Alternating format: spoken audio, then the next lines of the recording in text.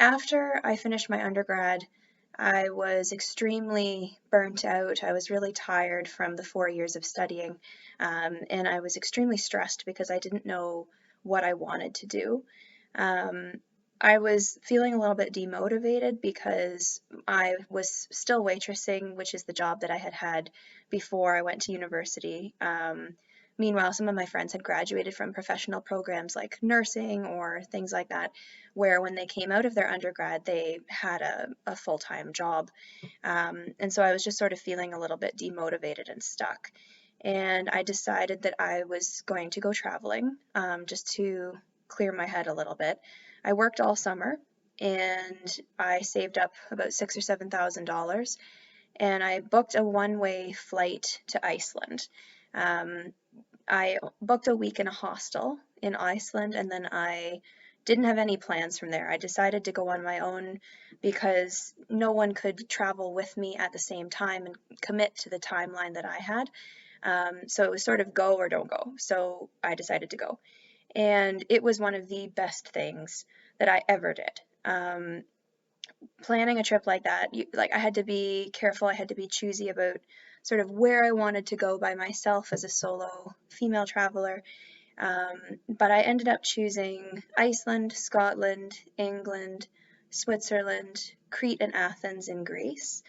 So I went to 5 countries over 6 weeks, and I finally ran out of money after the 6 weeks, so I came back home.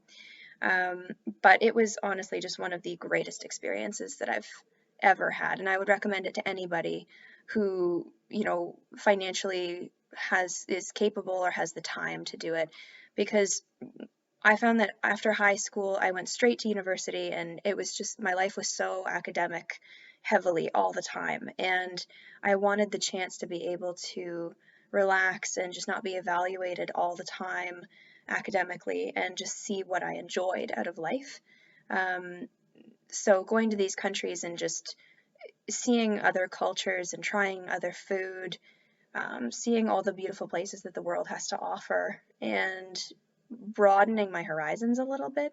Also, just like feeling independent, like not having someone there to plan everything for me. If you made a mistake, you made a mistake. Like I booked several wrong flights and I lost money on that.